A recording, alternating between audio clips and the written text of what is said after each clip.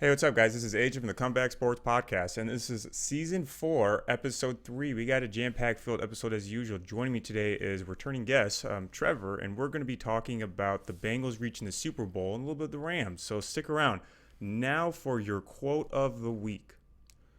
These mountains that you are carrying, you were only supposed to climb. Trevor, what does that quote mean to you? Everybody's got their own mountains.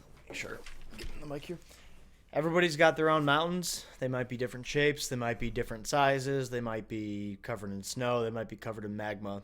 Everybody's got their own, and you carry them with you, but, it's yours to carry, but it's also yours to overcome. Yeah, that's a good take. I have a very similar approach to that as well. Like, everyone has different challenges in their lives, being the mountain that they have to climb over. And that's what they're supposed to be. They're supposed to be something to climb. You can't just always admit defeat when things get bad. You can only keep moving forward one step at a time. So, Trevor, welcome back. I don't think we did a quote last time you were on the show. Do you remember it all? I don't think so, just because that was one that we did in my basement. So I think you were a little out of your element, which, I'm glad that I can finally make it to the studio here and see how the sausage is made and, actually have a, but no, I don't think so. But I'll give a, quote of the day for that. Who day? For those of you who don't know who day is, then you probably shouldn't be watching this episode because they probably know by now. I hope so. I'll be honest, I didn't know what it meant for the longest time until. Neither did I. Oh. No, I'm kidding. I didn't know. I didn't know what it meant. But then as you talked more with the Bengals with me over the course of the few years, I was like, okay, so who they think gonna beat them Bengals? And usually it used to be everybody, and so far this year it's been, or postseason it's been nobody. So yeah, it's been a wild 2021 season. So let's kind of jump right into the topics that we have for today. It's our Super Bowl preview episode. The Cincinnati Bengals will be playing against the LA Rams in LA. This will be the second time in Super Bowl history that the home team is in the Super Bowl. It was funny because I was going to say it was last year. Yeah, last year was the first year. So it's crazy. It's back-to-back years of something that has never happened before. So what me and Trevor are going to do is we're going to be laying down some difference makers, what led them to the Super Bowl, biggest strengths, weaknesses, coaching, and then our overall prediction. So because Trevor is the Bengals fan, he'll kind of lay up more of the Bengals content. I'll step in and chime in with some LA Ram content. So I'll start with the Bengals on this. What led them to the Super Bowl, and who are the difference makers that kind of were in the process of this run?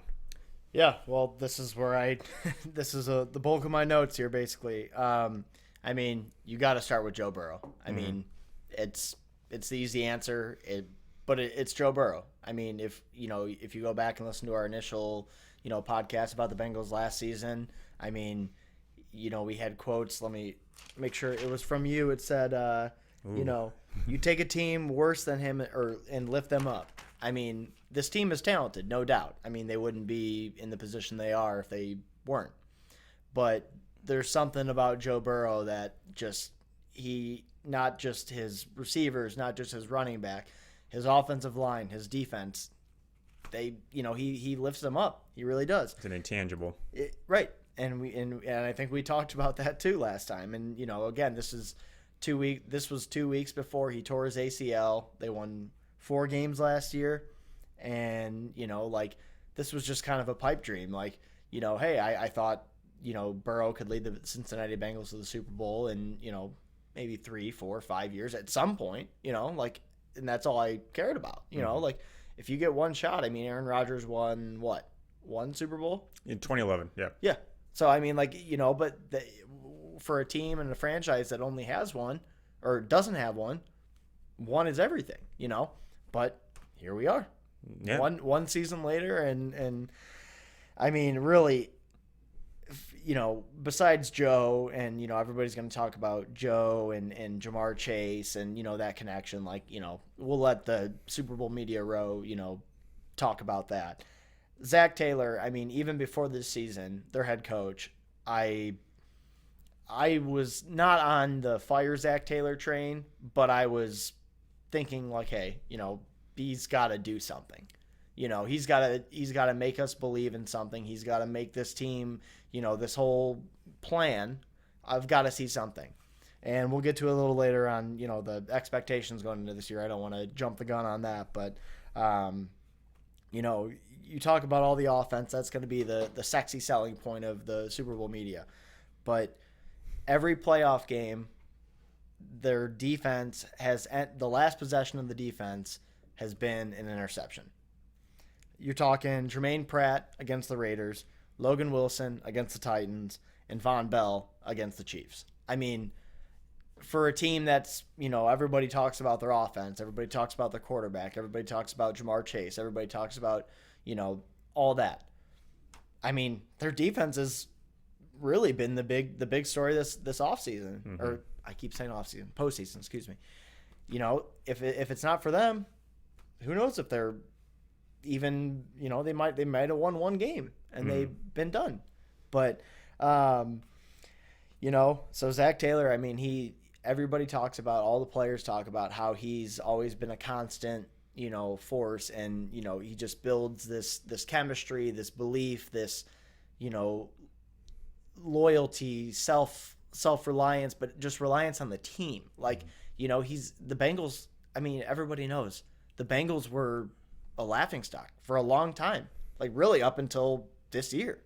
And, as a Bengals fan who, lived outside of, in a Chicago suburb and went to Iowa State, like, I've had to deal with a lot of it. The Andy Dalton years, the Carson Palmer years, like, they just were never able to do it. And, he's made a believer of everyone. Yeah. So what it sounds like is Joe Burrow is a key factor, but it comes down to coaching and what the defense has done in the postseason. Yeah. Because one interesting thing I found out was there's only one Pro Bowler in the defense. I believe it's Trey Henderson. Yep. Everyone else, it's been a complete rebuild. I think there's 4 rookies that are in the starting defensive lineup. So it's just crazy. Like, this defense was not what you expected. We lost Carl Lawson to free agency, and that's a great transition because I wanted to bring that up. We brought in Mike Hilton from the Steelers. They didn't want to pay him. He was, kind of a nickel blitzing corner, and he's come up with some big interceptions, and he's like embrace a locker room. Like, come on, like Steelers and Bengals. Like, if you don't know anything about the Bengals, you know that they hate the Steelers, and the Steelers hate the Bengals. It's a very fierce rivalry, and I'll go on record saying fuck the Steelers. I don't know if I can cuss, but you can cuss on this show. I mean, I don't. You know me. I doesn't matter what sport, it's the Steelers. But he came here because we offered him more money, which most guys will take 9 times out of 10. Mm-hmm. But he believed in the culture. I mean, that's a key thing is like there's some guys that come into this roster and they didn't really have nothing to show their previous team, such as your example with the Steelers player, and it might be just a cultural and kind of strategic fit that's kind of that's making these guys excel on a new team. Mm-hmm. No, I mean, and I've got a list of 6 guys here. Like I'll go through a quick. Eli Apple, he was a first-round pick for the Giants from Ohio State. Like, and they came as a bust. He was a bust. He went there. He went to the Saints. I think that was his last stop. But I went to the game against the Bears in Chicago, and Eli Apple got burnt like 3 times, and I was like, get this guy off the team. Like, he doesn't even deserve to be. Like he was filling in a replacement for what's his face, guy we got from the Trey Waynes that we got from the Vikings, who just can't stay healthy. We gave him a big contract, but towards the end of the year, I mean, he started like figuring his stuff out. I mean, BJ Hill, a defensive tackle that we traded our Billy Price, another Buckeye. We traded him in the beginning or right before the season started to the Giants. They needed some depth on the offensive line. We needed some depth on the defensive line. I mean, he had an interception in the game against the Titans. Like, this is a guy that was supposed to be just like, depth, and he's making plays. I mean, Trey Hendrickson, like you said, we lost Carl Lawson, who was like probably one of our top 3 players on defense. He went to the Jets on a big contract. We didn't want to pay him that. And, he gets hurt, unfortunately, right before the season started. He was out for the year. Like, hopefully he gets better. But Trey Hendrickson has been more than awesome. I mean, really, that's just the way you can say it. DJ Reader, we signed him from the Texans, after it was before the last season, and he's shown his stuff this year. Like he's a run stopper. He was on the Texans and he wanted to change, and and then I think probably my favorite, or the most impactful, was Chidobe Awuzie. Mm-hmm. He was I want to say he was a first-round draft pick. Maybe he was a second round, something like that for the Cowboys. He had a really strong rookie season, and he kind of just, whether it was scheme, whether it was confidence, whatever it was, he just kind of fell off a little bit, and that's a classic example of, he just needed a change of scenery. They talk about that in sports all the time, mm-hmm. And sometimes it's a little taboo. Sometimes it's a little like, oh yeah, change of scenery. But like, he was like, I want to say Pro Football Focus had him as like one of the top 3 cornerbacks in the league this year, just on his pass coverage. Like he was awesome. And we got him and Mike Hilton, and we let William Jackson go to the Admirals. Or no, Commanders. Who can keep them straight? Football team, Redskins, yeah. But he ended up getting I want to say something like $18 million, and we got Mike Hilton and Chidobe Awuzie for less than that combined. Mm-hmm. And he didn't do too well over there. I mean, but yeah, I'm yammering.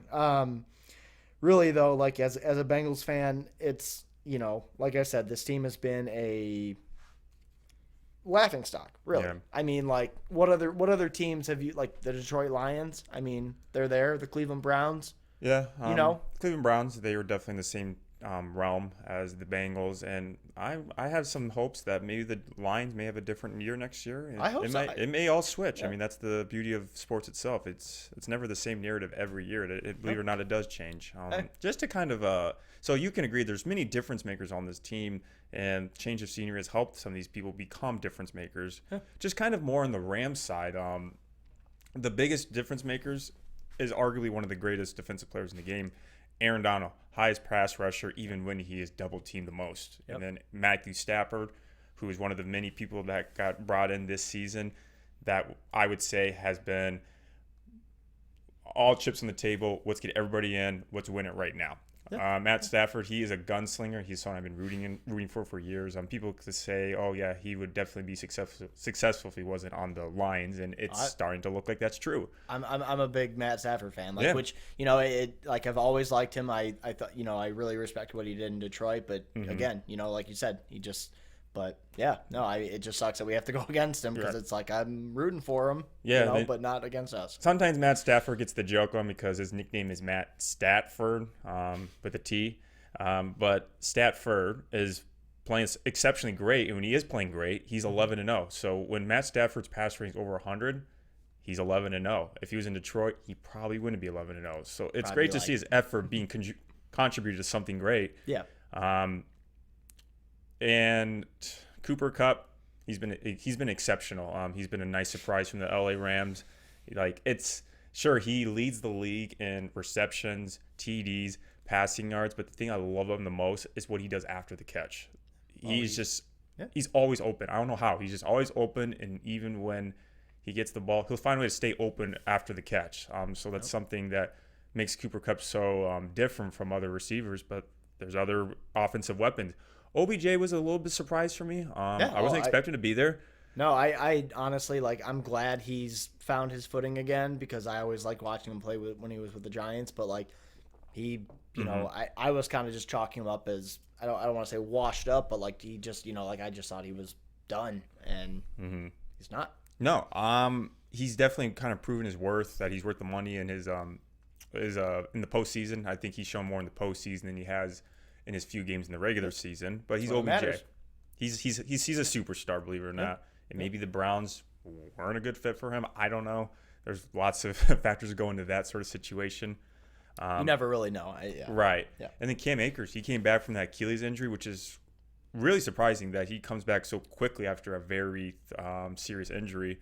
Right. So it's good to see him back in the lineup. So I would say kind of the biggest difference makers is Aaron Donald, the receiving corps, and Matt Stafford's experience as a very efficient quarterback. Maybe not efficient, but a very effective one, because I would say, he does come effective, up short. not he is prone to turnovers, and Right. but like you said, he is a gunslinger. Like but he makes the big play when some other quarterbacks won't. Right, and I will definitely touch up more on that when we discuss the weaknesses for this matchup. So let's kind of transition to more of the overall strengths of each team. We'll start with the Bengals, and I'll chime in with the Rams. So what do you got for the Bengals? What's their biggest suit? All right. Well, real quick, I did want to shout out also Duke Tobin, Mike Potts, Steven Radicevic, and Katie Blackburn, who turned this organization around. Like, they're the scouts, and Katie Blackburn's done all the social media. Like, that was one point I didn't get to, but I mean, they got new jerseys, a ring of honor. Like, every team has like retired jerseys for their players. Oh, cool. The Bengals didn't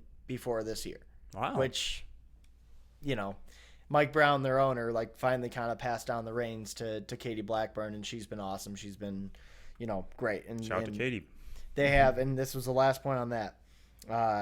So most teams, their scouting department has like 25 to 35 personnel members.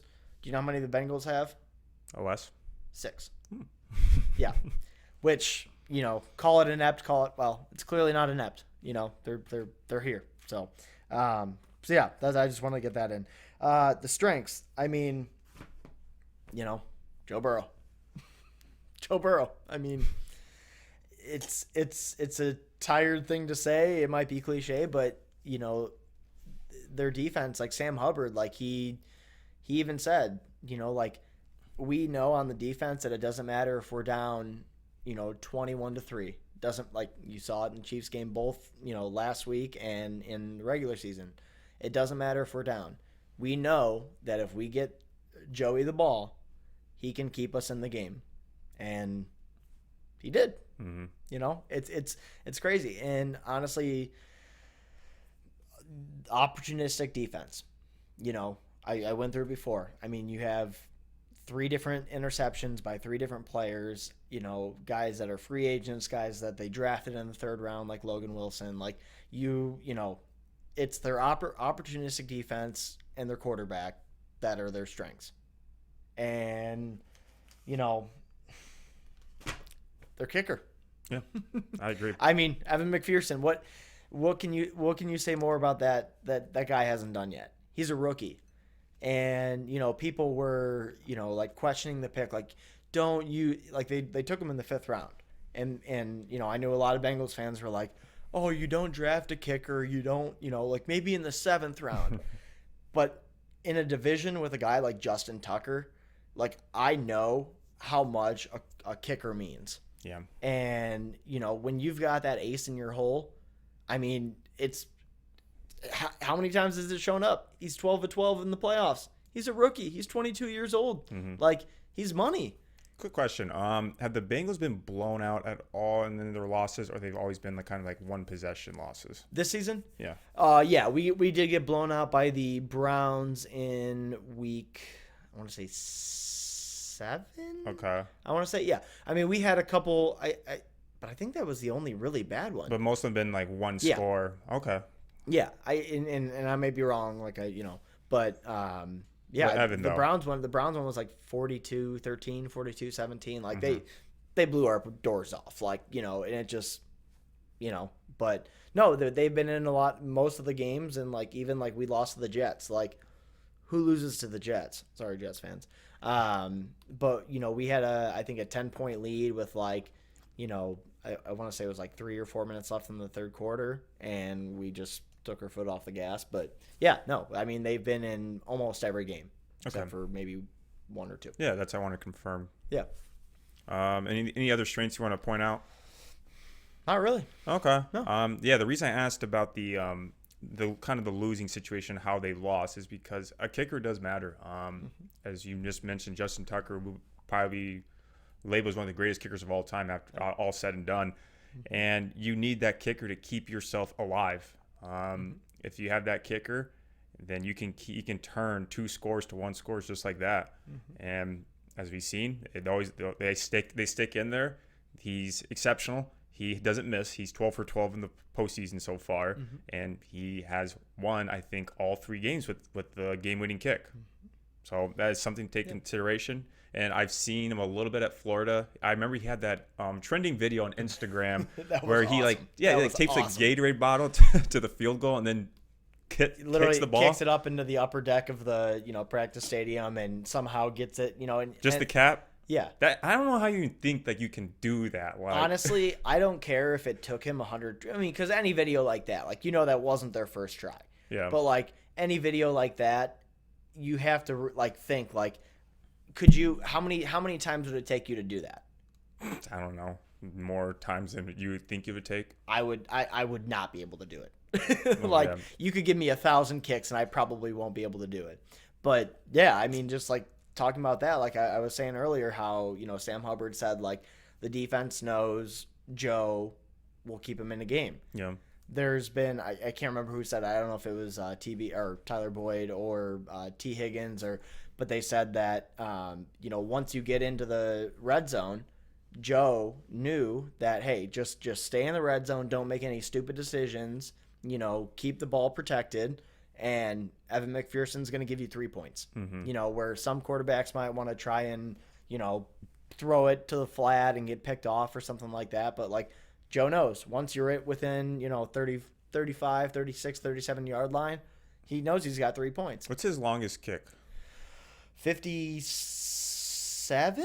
Wow, that's pretty good. I want to say he's got a leg. I mean, I know when they drafted him, I of course did a little deep dive on all that, but I guess there's apparently a community of nerds online that critique kickers in their form, which I didn't know about. But who's probably responsible for that? Pat McAfee. He kind of he brought kicking. No, he for the brand. No, he did. But no, yeah, there's apparently there's a kicking something community. On YouTube, just a kicking community. Yeah, and they rated him a 10 out of 10 on his technique and stuff like that, which that's always great to see. Obviously, because kickers can last a while. They don't get beat up, so. Look at Adam Vinatieri. Yeah. He was probably one of the oldest players in the history of the league. 42, 43 when he retired? Probably. Either way, he played for so long. He stayed the same for so long. I'll take Evan McPherson for another 20 years. I'm fine by that. Yeah. To kind of lay on the strengths for the Rams, the three-headed sack dragon. LA is first in pass block win rate, pass rush win rate, and run stop win rate.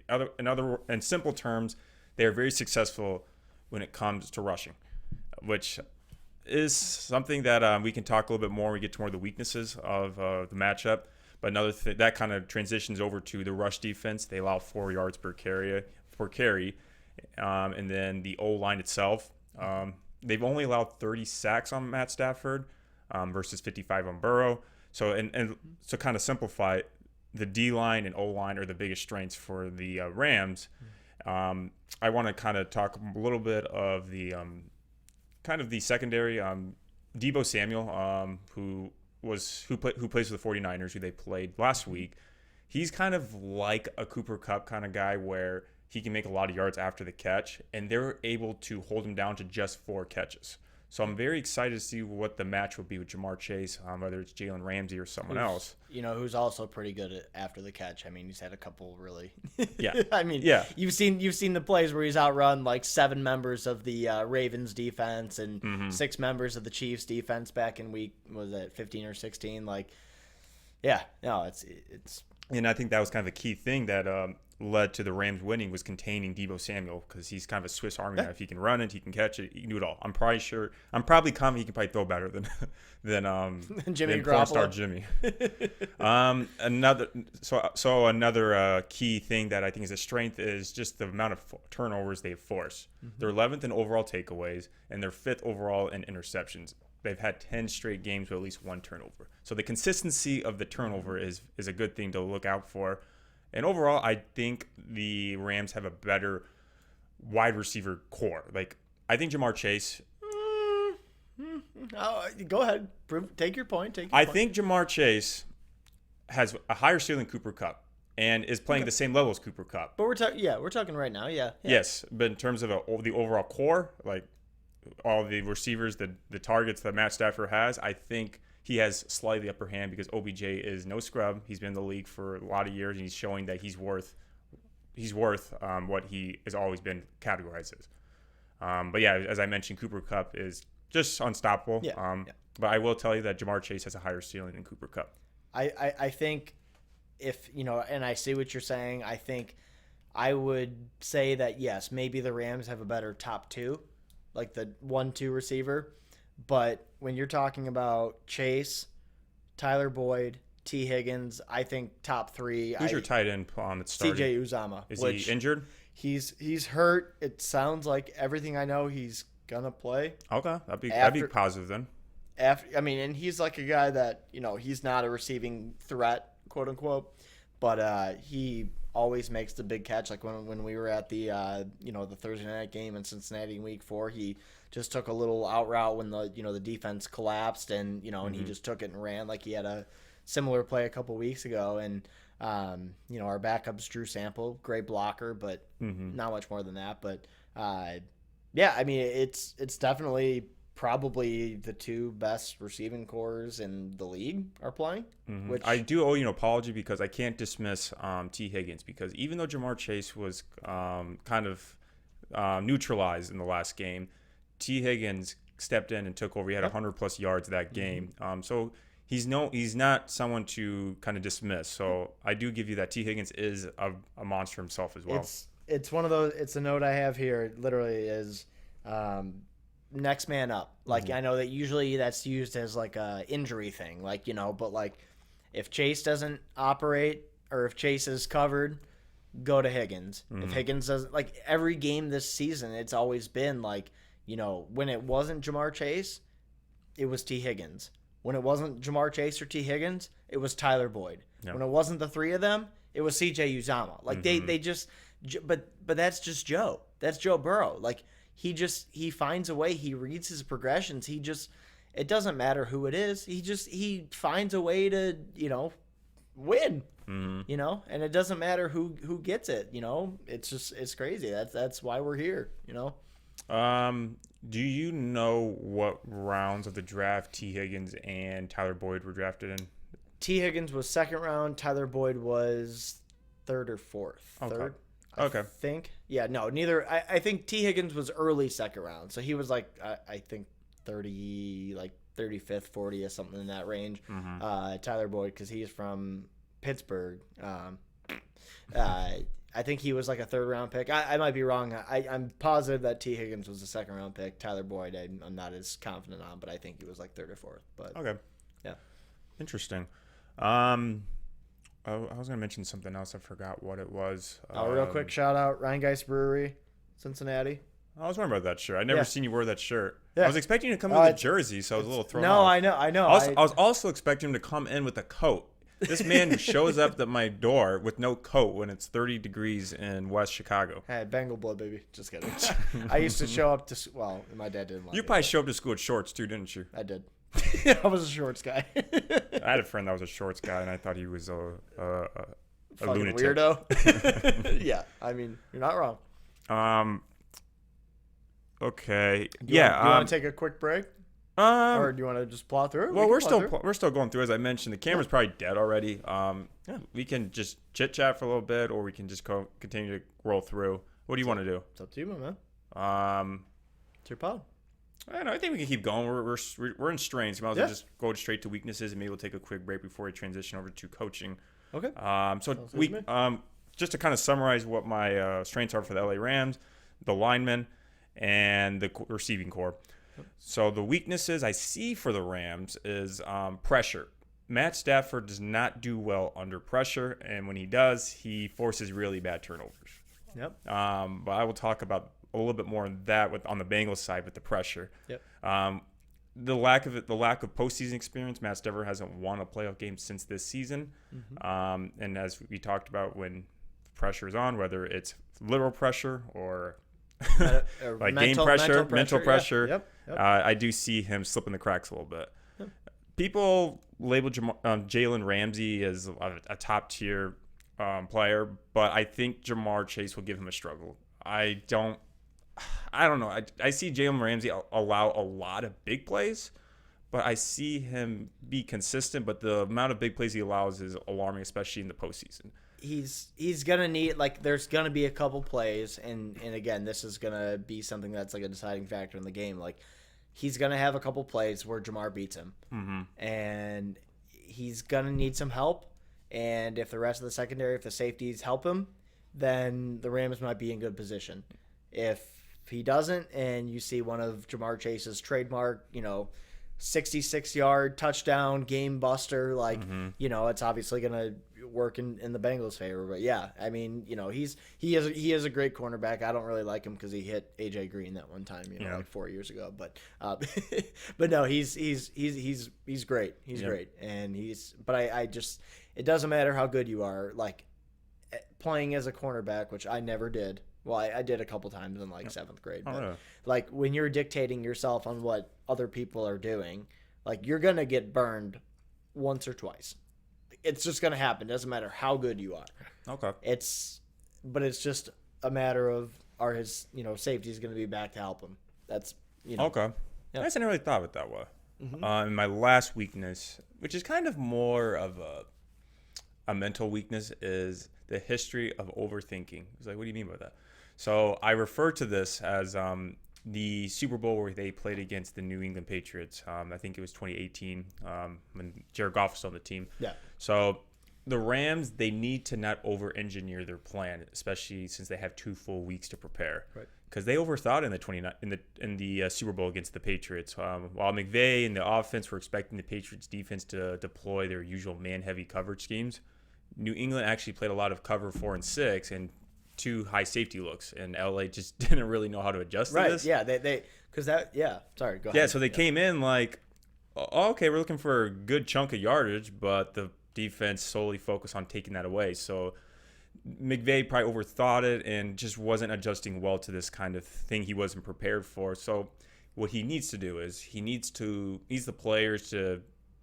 trust the players and let them play when they have to go a little off script. Yep. And hopefully that can happen as Matt Stafford is the quarterback, because I truly don't think he fully trusted Jared Goff. I don't even think the Lions trust Jared Goff that much. I don't think I would either. Yeah. Jared Goff, he is a great physical specimen as a quarterback. I think he has a very strong arm, but I just don't trust him fully as of yet. I think he'll get better, of course, of time, but I don't think he can lead a team just yet. So my fear is they might overthink it again, being Sean McVay being so smart that he just kind of hurts himself. Do you know who doesn't overthink and who has good natural instincts? I'm going to assume the coach for the Bengals. Oh, Joe Burrow. Okay. Yeah. So that's kind of the main non-physical weakness, is more of the mental weakness of just kind of overthinking it. Yeah. But who knows? Maybe because Sean McVay is so smart, maybe he'll learn from that mistake. Well, everybody knows what the weakness on the Bengals is: offensive line. Yeah. I mean, they gave up 9 sacks against the Titans. They still won the game, and then they go back and everybody's talking about Frank Clark and all the pass rush that Kansas City has. They got 1 sack. Like, Joe Burrow just he's a wizard, man. He is. He's like Ben Roethlisberger, but skinnier and without, allegations of misconduct. I knew you were going to say that. I had to throw that in there. Fuck you, Steelers. Sorry. But no, like, he just, like, it doesn't matter what teams have thrown at him. Like, Joe just finds a way to win. And until somebody proves otherwise, like, if Aaron Donald, their D-line is great. Aaron Donald he's the best defensive player in right now, and he might be one of the best of all time. Mm-hmm. Like, I'm worried about him, no doubt about it. But, like, that's really gonna be where it's won and lost, is the Bengals O-line, the Rams D-line, and how Joe Burrow, because the Rams D-line can win, but what Joe Burrow does in response to that, he can overcome that. He can. So that was what I was going to talk about next, was just kind of I noticed, Titans gave Burrow a real hard time in terms of 9 sacks in a single game.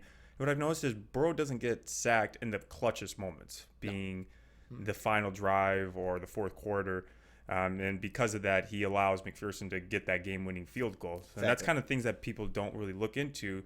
Like, yes, they think Joe Burrow is great. And then people say, oh, McPherson is also clutch. But Joe Burrow has to be clutch for McPherson to have the opportunity to be clutch. Yep. So that's kind of things that I think is a very good trait. And most cases, yeah, his leg makes him clutch in those key moments. In the Chiefs, I think he had like a 5-yard gain. So I'm really curious with the Rams only allowing 4 yards per carry, if that sort of stat applies to mobile quarterbacks. So I'm curious how that will turn out. Yeah, no, I mean,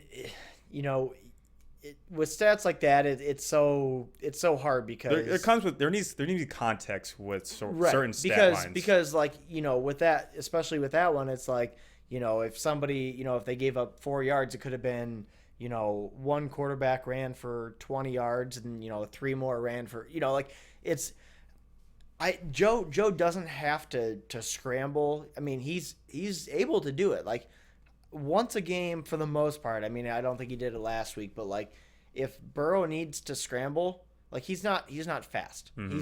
He's not like Michael Vick. He's not I can't even think of another comparable fast quarterback, but you get what I'm saying. Like he does it out of necessity, and and sometimes he has that instinct. Yeah. Where hey, you know what? I'm gonna tuck this and run for 9 yards. Like he's not gonna blow you away with a 30-yard sprint and beat out 3 defensive backs. Like that's just not him. Mm-hmm.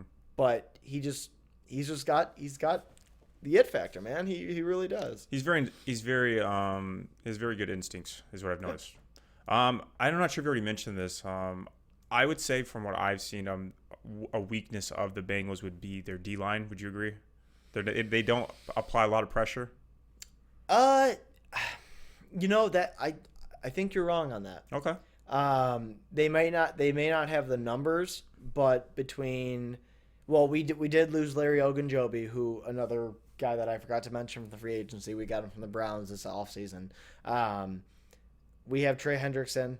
We have Sam Hubbard. We have DJ Reader. Those 3 have been phenomenal throughout the year. Mm-hmm. And if there's a lack of like production in terms of sack numbers, it's more so based on scheme. Like we just don't send as much blitzes as and maybe check me on this. I might be wrong, but like the Bengals really just have not blitzed a lot because that's how I wanted to know. Yeah, if you saw the last game against Kansas City, I think I alluded to it earlier. Like we were sending a lot of like 3-man, 4-man, just basic rushes, drop back in coverage, and Sam Hubbard 94 was in spy coverage. Which, if anybody knows Madden and has played against Michael Vick or any scramblers like that, spy coverage is drop back and just watch the quarterback. Right. Follow where he goes, because if he scrambles, you're on him. Mm-hmm. And, Mahomes went back and he like turned left, turned right.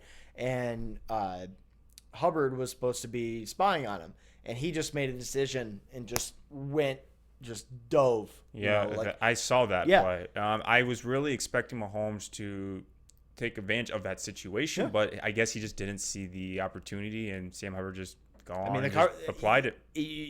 The coverage gets all the credit in that situation. I mean, give a guy Mahomes is probably the best quarterback in the league. Mm-hmm. Like nobody, I don't think anybody would argue that. But like, for him to look around for 6, 7, 8 seconds, and he still can't find anything, you got to give that sack on, that you got to give credit to that sack on the defensive backs, on the safeties, on the corners, on the linebackers, and Sam Hubbard was just like, I'll just go do it myself, and obviously it was a big play in the game, huge play. So would you say, even though they don't rely heavily on the blitz and pressures, when they do apply, it's in big key moments? Yeah. Okay. Yeah. I mean, it's really not something, like Mike Hilton. I talked about him. They brought this guy in from the Steelers. He's like a nickel corner who is specialized in blitzing. He's made some big plays. He's tipped passes. I think he had a pick in either the end of the regular season big, guys that aren't supposed to be there, step up, and that's why they're here. Yes.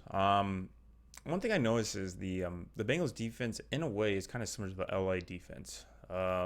They allow high completion, but the yards per catch is actually lower than what you would expect. Like, they don't do the lockdown. They just want to make sure that you try not to allow big plays. Wrapped up. Yep. Yeah. Hey, on both sides, LA needs to do that with Chase. We need to do that with Cooper Kupp and OBJ. I guess you can throw in T. Higgins too. It's really going to come down to that. We'll get into it later with the predictions, but this game could go so many different ways, and Yeah. Before we get to predictions, let's kind of go down to the last factor, which is just who has the better coach. Who do you think? Well, you probably have to give it to McVay. The Bengals signed Zach Taylor as their head coach because he was part of McVay's. He was the quarterback coach. Tree. Yes, correct. Mm-hmm. He's been in more playoff games than Zach Taylor. Zach Taylor's obviously in his first season in the playoffs, and you got to give it to McVay. But like I alluded to earlier, the belief that the players have in Zach Taylor, in Joe Burrow, you can't quantify that. You really can't. And, so I would say, strategically and experience-wise, McVay's the better coach. But at the end of the day, is that really what matters? It's about, who wants it more. Mm-hmm. And, okay. That's up for debate, yeah. So one interesting stat going into this Super Bowl is this is the youngest Super Bowl coaching matchup in history. McVay is 36 years old. Zach Taylor is 38 years old. There's never been. McVay's only 36. Yes, he's only 36. He got hired at 30. I knew he was young, but I thought he was maybe 40 at this point. Oh, no, it's crazy. He went to, I think, McVay, when he was in high school, he was in the same state as Calvin Johnson when he was in high school. That blows my mind. That is weird. I saw it on Instagram earlier this week. Yeah. But yeah, they're both under 40 years old, and they both led a team to a Super Bowl. So it's the youngest matchup in history, which is a very cool stat because these guys are gonna be around for a while if they continue this success. Right. McVay has been a head coach longer than Zach Taylor, mm-hmm. and has a better resume in terms of playoff games. Yeah. I think the thing that I like McVay over Zach Taylor is McVay has made it work with what he has at the quarterback level. Being, as we both agreed, Jared Goff is not he's not a top tier quarterback. So because he was able to go to Super Bowl with Jared Goff, I like McVay over Zach Taylor. That's fair. However, you never know because it comes down to when things don't go how you expect. The actual players themselves have to make the instinct. Move. Yeah. So Joe Burrow's instincts has to come in. And I think most people would say that Joe Burrow, if you're talking instincts, you would take Joe Burrow over Matt Stafford. I think maybe, right? You'd have to think about it, but if you're talking about just being on the run, having to adapt to something quickly, coaches aren't involved. Stafford's been doing this for a long time, and he's really good at it. I'm not going to lie about that. It's not a lie, but you know what I'm saying. But Joe's just like I said, I don't even know what quarterback to compare him to because he's got a little bit of the good traits. He's got a little Drew Brees in him. He's got a little Roethlisberger in him. But at the same time, it's why do you have to label it? He's just Joe's just Joe. He finds a way. He always finds a way. And to answer your question in terms of the quarterback, who would you pick over? It depends on the situation. If you have a perfect game, I pick Stafford. If you have some pressure and struggles, I would pick Joe. And that's fair. And what do you think? Do you think it's going to be a perfect game, or do you think there's going to be some struggles? It depends on the timing. But I'll go into that. Way to dodge the question. I'll answer that in the next question, which is what's the prediction for the Super Bowl?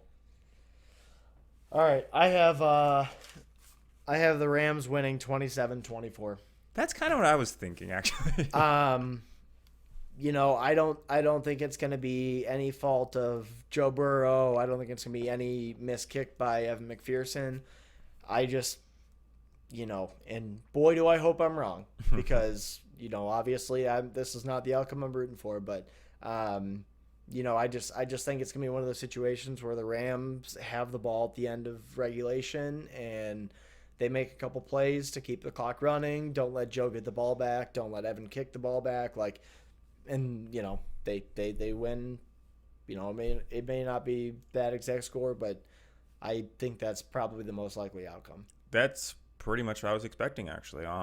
In terms of how we get to this outcome, the reason why I agree with your scoring is because in the postseason, the Bengals have yet to reach 30 points, so I don't think they're going to do it in this game. Right. And how it's going to come down to it is I feel like the Rams are going to come at halftime with more points than the Bengals. As we mentioned, the O-line is going to keep Matt Stafford nice and comfortable. He's going to throw it deep to Cooper Kupp or OBJ Higbee. Higbee. And it's going to be a comfortable first half for the Rams. And then Cincinnati's postseason D is going to wake up as usual in the last half and then keep it a closer game.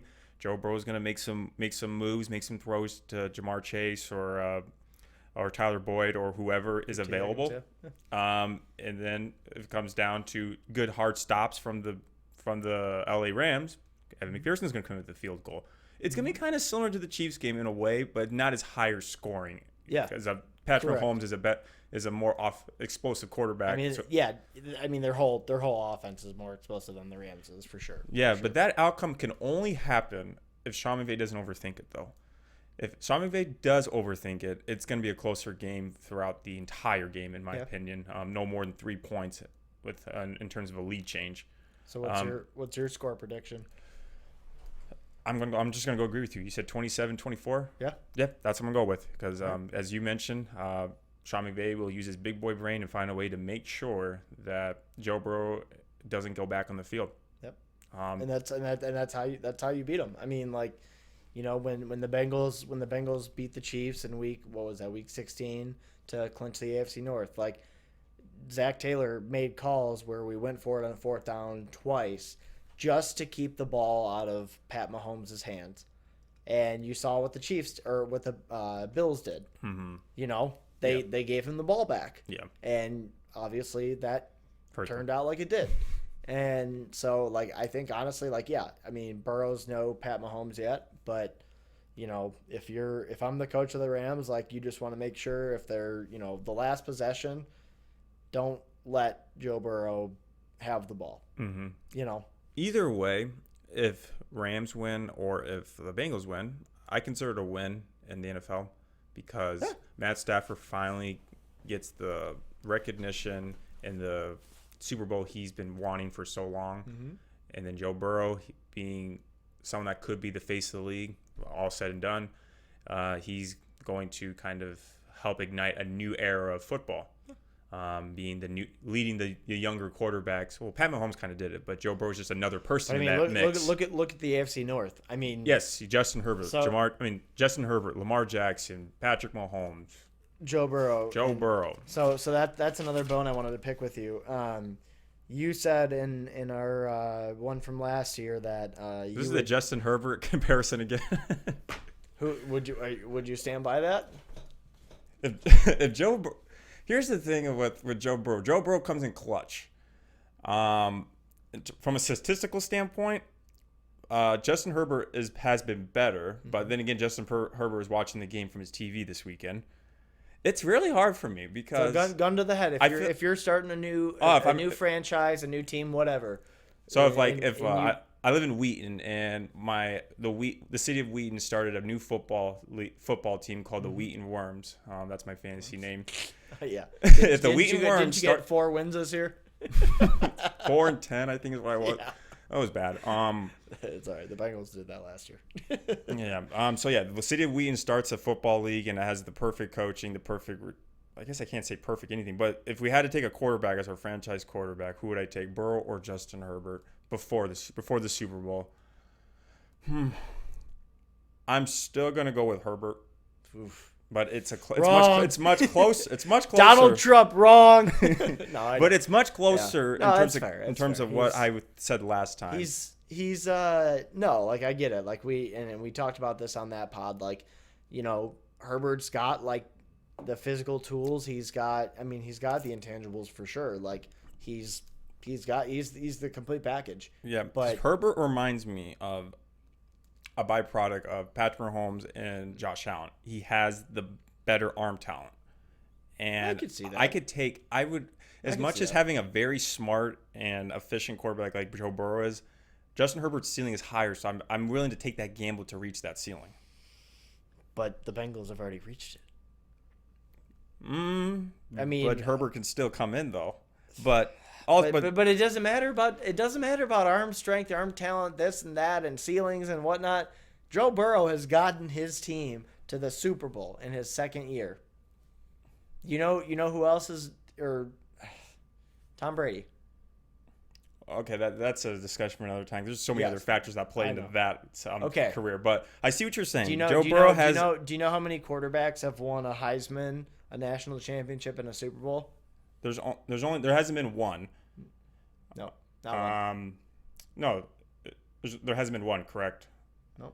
There was one stat. I think it was not a Heisman, but it was I think it was a championship and a Super Bowl. And the only two people that do that was a quarterback, was both named Joe or something.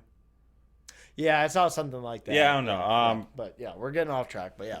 Anyway, to kind of conclude things, what were your expectations going into this season? It's August of 2021. What were your thoughts? I mean, so I'm kind of just at a loss for words just thinking about this, but basically, like, I think we had even talked about this, you know, like just kind of separately, and I know a couple people like Brandon, you know, like Draymond, like he had asked me, and he's like, you know, what's best case scenario for the season?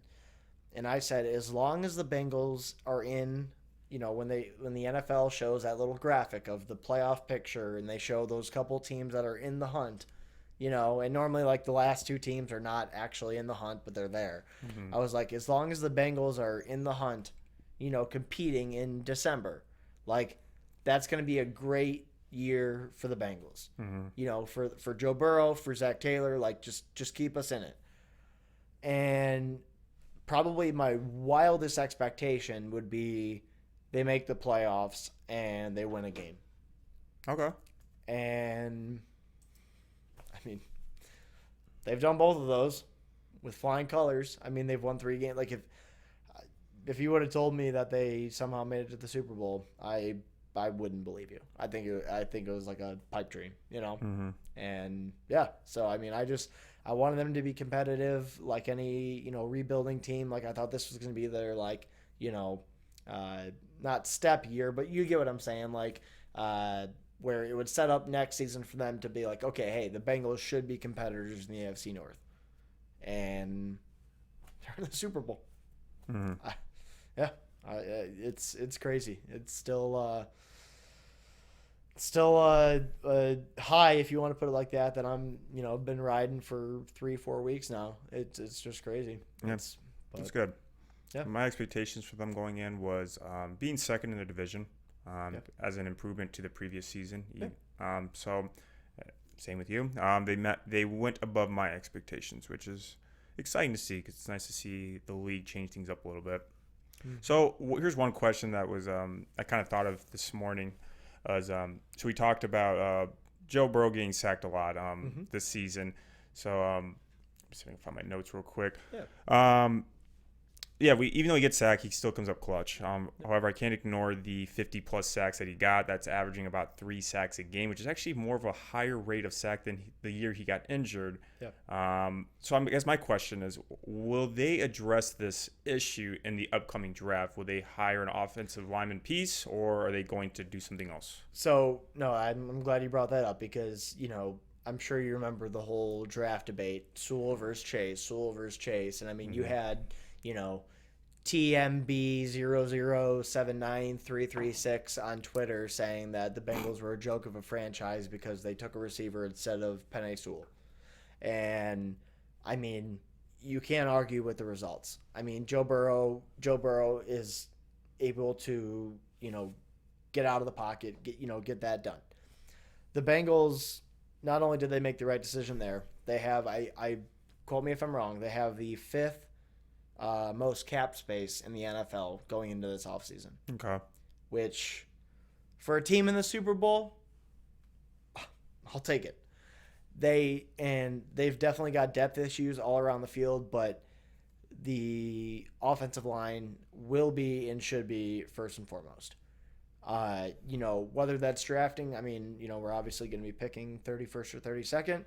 If they find their guy there, then great. But we also have money that we can throw at people. And this was something that, nobody ever wanted to play in Cincinnati because, who wanted to play for the Bengals? Mm-hmm. But now that Joe Burrow's here, like last year, like Riley Reif, who's unfortunately been hurt for a good chunk of the season, like people have stated, Mike Hilton even said that I wanted to come here and Joe Burrow was like, my reason to believe in it. Mm-hmm. So if they have the money and the pull, like, if they just get one, maybe two pieces on that O-line, I mean, you might be talking about the Bengals being like in the AFC Championship expectation-wise every year for the next 4 to 5 years at least.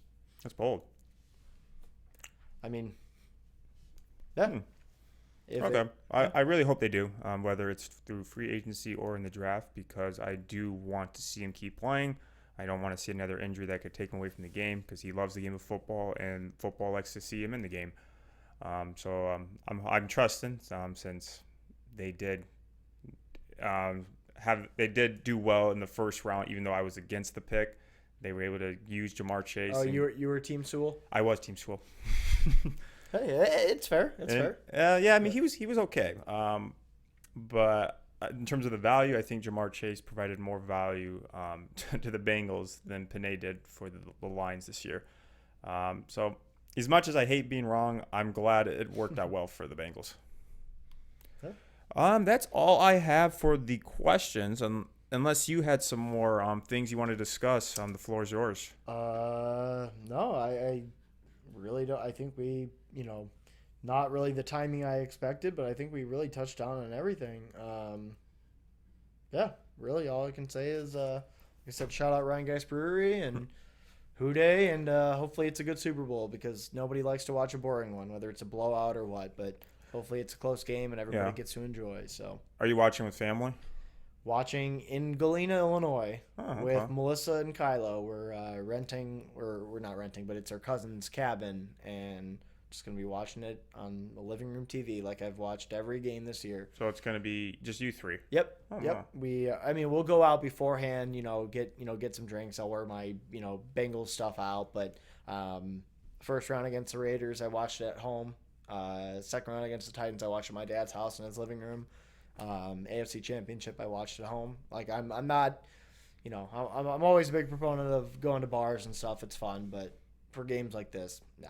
You just want to be alone in solitude, 2 hours away from home? Just give me a fridge full of beer and give me the remote where I can control the volume and sit on a couch and watch, and that's whatever may happen, but got me this far. That's interesting. Yeah. I was expecting you to kind of like a big Super Bowl party. No, just not interested in that. You just kind of want to be fully attentive. Like normal years, yes, but like not when my team's in it, no. You just want to be full on, no distractions, watch the game. I respect that. Exactly. Blinders. Yep. Yeah, I was wondering because my sister, she's having a Super Bowl party, and I was thinking like, if this was when the Packers were in the playoffs, because I'm a Packers fan, like, do I want to watch this with a bunch of people, but especially kids? There's gonna be a lot of kids there. That's always the kicker too. Like that's. I mean, I love kids. Like they're great. I have nieces and nephews. Like, but like, I don't want to see Evan McPherson lining up for a kick and then like, a kid's jumping on the couch in front of the TV. Like, no, I'm good. Yeah, so I understand. I understand why you want to kind of change it up because I'm sure if I was watching the Packers in the Super Bowl, I'd want to have a little more quieter, reserved area. But yeah, and I'm excited to watch this because there'll be some food. I'll be with my sister, her friends. I like her friends. They're really nice people. Good. Hopefully the kids aren't too distracting. And I know you won't be distracted, so I'm happy for you. Appreciate it, man. Hey, I really do appreciate having me on again. It's crazy that I get to talk about this, and, the Bengals are relevant, which is wild, but I appreciate having me on. And, yeah. Can I get a hoo-day? Hoo-day. Let's go. Let's go. All right. So this is the fourth episode of the new season. The third episode of the new season. Thanks everyone for watching. If you like this video, make sure to like, subscribe, and share this video with a friend. Every little bit helps. We will see you guys in the next episode. Take care.